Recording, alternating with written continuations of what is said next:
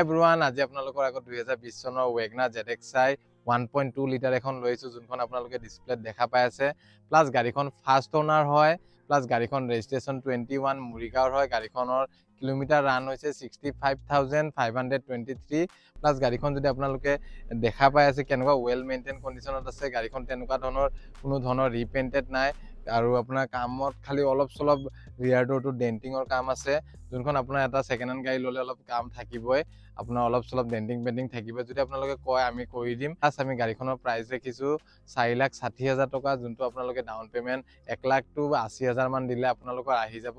যদি আপোনালোকে ৰিফাইনেন্স কৰিম বুলি ভাবিছে তেনেহ'লে আপোনালোকে যোগাযোগ কৰিব পাৰে। প্লাছ কেছত ল'লে আমি অলপ ডিছকাউণ্ট কৰি দিম গাড়ীখন, আৰু আমি গাড়ীখনৰ আপোনালোকক RC আৰু ইঞ্চুৰেঞ্চ দুটা কপিও প্ৰভাইড কৰি দিম। যদি আপোনালোকে ইনকুৱাৰী কৰিম বুলি ভাবিছে, সেইখিনি পঠাই দিয়াৰ লগে লগে আপোনালোকে গাড়ীখনৰ ডিলাৰ হিষ্টৰী প্লাছ কিলোমিটাৰটো টেম্পাৰিং বা কিবা ইঞ্জিনটো চিল আছে নে নাই সকলোখিনি গম পাই যাব।